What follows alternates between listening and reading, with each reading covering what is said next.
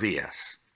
La lectura en este segundo día de esta última semana está en Génesis, capítulo 1, versículos 28 al 31, donde dice: Les bendijo Dios y les dijo: fructificad y multiplicaos, llenad la tierra y sojuzgadla, señoread sobre los peces del mar, sobre las aves de los cielos y sobre todas las bestias que se mueven sobre la tierra.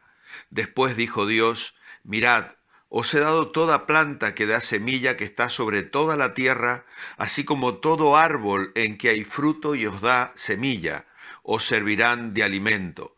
Pero a toda bestia de la tierra y a todas las aves de los cielos y a todo lo que tiene vida y se arrastra sobre la tierra, toda planta verde les servirá de alimento. Y fue así. Y vio Dios todo cuanto había hecho, y era bueno en gran manera, y fue la tarde y la mañana del sexto día. Luego tenemos una segunda lectura en Génesis capítulo 2, versículos 15 al 17.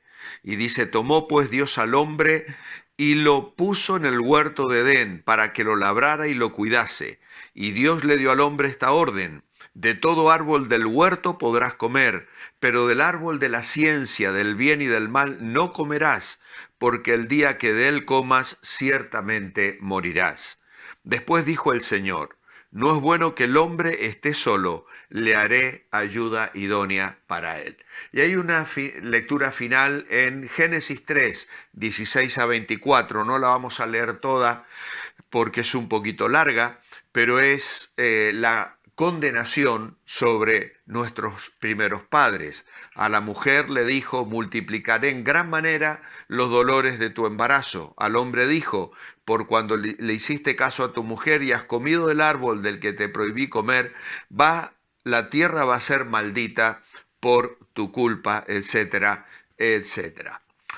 El interés en estas lecturas de la palabra de Dios, que tengo en mis manos con mucho cariño, como tantas otras versiones de la Biblia que son tan útiles y que uno ama y las que uno disfruta cada día leyendo la palabra de Dios, pues en el contenido de la palabra de Dios es un Dios que habla, un Dios que se comunica, un Dios que viene a nuestro encuentro. Y en estos tres primeros capítulos de la Biblia vemos esas manifestaciones de Dios en medio del relato de la creación, y precisamente mostrando cómo Dios ha colocado al ser humano en un ambiente natural, pero también dirigiéndose al ser humano y mostrando las pautas de comunicación con las cuales este Dios creador y soberano y todopoderoso habría de relacionarse con su criatura. Así que lo primero que encontramos de Dios al hombre es un mandato, como hemos leído en el capítulo 1, llamándolos a cumplir la vocación de dominar el orden creado. Luego, nos dice Packer, viene la palabra testimonio, en la que Dios explica que las legumbres, los cultivos y las frutas fueron hechos para que el hombre y los animales se alimenten. Luego tenemos la palabra prohibición, con la sanción correspondiente, es decir, cuando Dios se arrima a Adán y Eva, les habla de nuevo y esta vez les advierte acerca de la responsabilidad que ellos tenían. Y finalmente encontramos la palabra promesa, tanto favorable como desfavorable, porque aunque el hombre ha caído, Dios le busca, Dios se comunica con él y afirma que habrá una victoria sobre la serpiente a través de la simiente de la mujer. Pero de todas maneras habrá dolores en el parto, trabajo fatigoso, muerte segura y las consecuencias de haber roto el mandamiento que Dios había estipulado.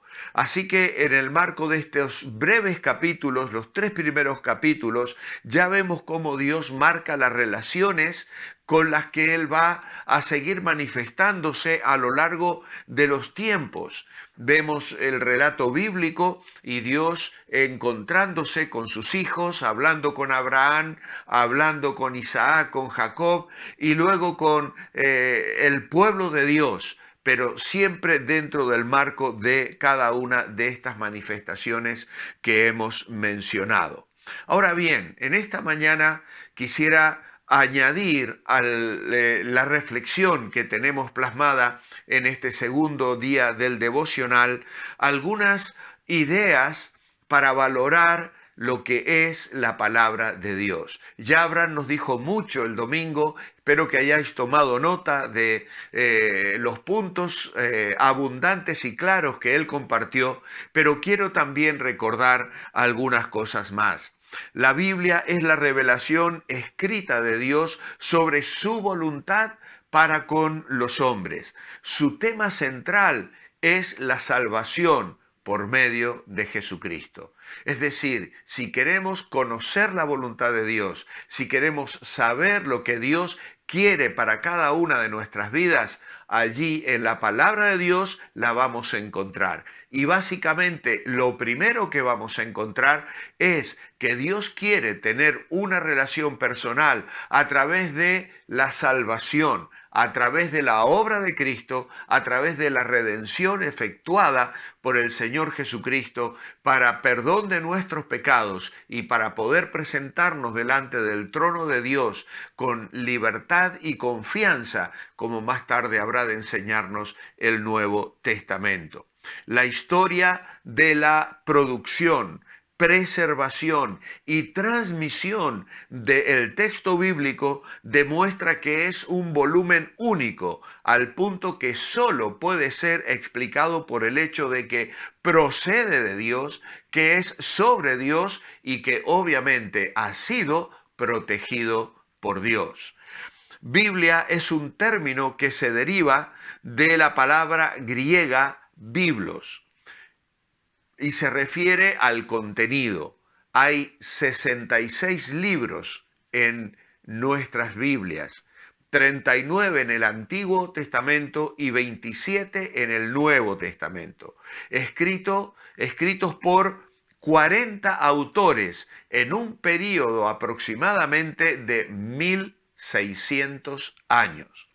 Ahora, la palabra testamento significa pacto.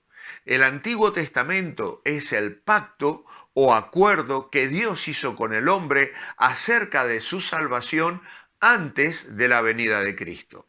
El Nuevo Testamento es el pacto o acuerdo que Dios hizo con el hombre acerca de su salvación después de la venida de Cristo.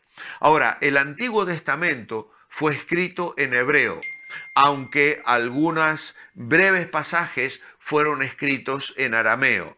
Cerca de 100 años antes de la venida de Cristo, todo el Antiguo Testamento fue traducido al griego en una versión realizada en Alejandría y llamada de los 70, por un grupo de 70 eruditos que se reunieron para comenzar la traducción que se realizó luego a lo largo de muchísimos siglos. Es decir, estos 70 no pudieron acabarla, pero fueron los iniciadores de una tarea que llevó décadas llevar a cabo y que le dio nombre y la conocemos como la Septuaginta o la 70, y se nos explicaba el domingo que es la versión que el Señor Jesucristo citó cuando utilizó las palabras del Antiguo Testamento para dar respuesta a los fariseos, a los saduceos, a los escribas y también para enseñar a sus discípulos.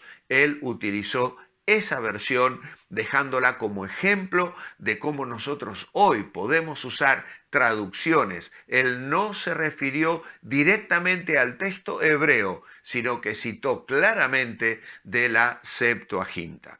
Ahora bien, el Nuevo Testamento se escribió en griego y las Biblias que hoy tenemos en nuestras casas, en los países hispanohablantes, en castellano, son traducciones de estas lenguas originales, las que hoy son conocidas como lenguas muertas, es decir, lenguas que ya no evolucionan, sino lenguas muertas, las cuales los expertos estudian y profundizan y van descubriendo más y más cosas que enriquecen las versiones que hoy tenemos y en las cuales Dios nos habla con absoluta claridad, profundidad y determinación a cada una de nuestras vidas.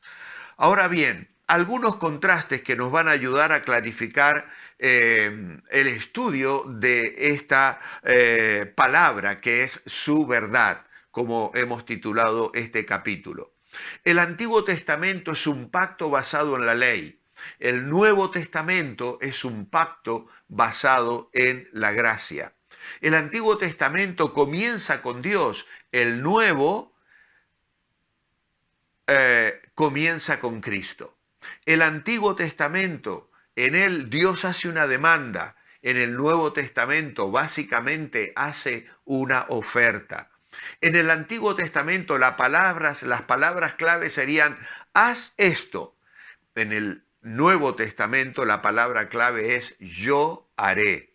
La ley pasa sentencia en el Antiguo Testamento. En el Nuevo la gracia salva. Podríamos decir que en el Antiguo Testamento predomina la muerte, en el Nuevo Testamento predomina la vida. En el Antiguo Dios se presenta como juez, en el Nuevo Dios se presenta como Padre. Los hombres hacen promesas y las quebrantan en el Antiguo Testamento. En el Nuevo Testamento Dios hace promesas y las cumple. En el Antiguo tenemos el símbolo, en el Nuevo tenemos la sustancia. En el Antiguo todo comienza, en el Nuevo todo se completa. El Antiguo gira en torno al Sinaí, al monte Sinaí, donde Dios reveló la ley a Moisés. El Nuevo Testamento gira en torno al Calvario y la obra de Cristo en la cruz. El Nuevo está contenido en el Antiguo. El Antiguo está explicado en el Nuevo. El Nuevo Testamento está latente en el Antiguo Testamento y el Antiguo Testamento está patente en el Nuevo Testamento. Podríamos señalar que en el Nuevo es todo mejor, que el Antiguo Testamento, según afirma el libro de Hebreos, aunque solo podríamos llegar al segundo, al Nuevo, a través del primero.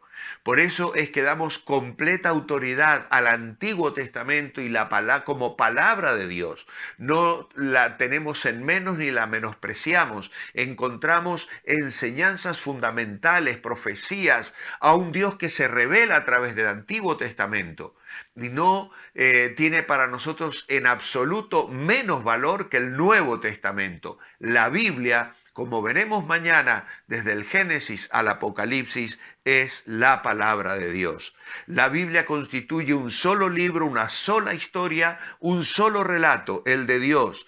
Detrás de 10.000 acontecimientos está Dios, el constructor de la historia, el hacedor de las edades. La eternidad limita uno de los lados y la eternidad limita al otro, y en el tiempo se encuentra al medio. Génesis, los orígenes, Apocalipsis, el final, y en todo el lapso entre uno y otro, Dios prosigue con sus planes.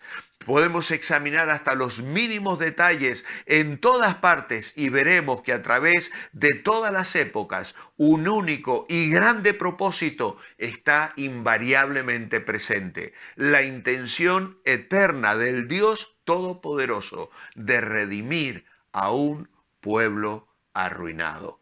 Por eso nos unimos al Salmo 138, 2 y 3, que dice: me postraré hacia tu santo templo, alabaré tu nombre por tu misericordia y tu fidelidad, porque has engrandecido tu nombre y tu palabra sobre todas las cosas.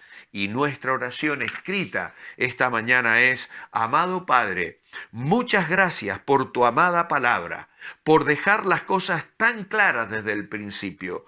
Todo en la Biblia aparece envuelto en tu gracia y tu amor, y ante la majestad de ella y nos inclinamos hoy, inclinamos nuestros corazones para resaltar su importancia y su grandeza, como dices en el Salmo 138. Has engrandecido tu nombre y tu palabra sobre todas las cosas. En tu nombre, amén. Que el Señor os bendiga. Os espero mañana. Manteneos bendecibles.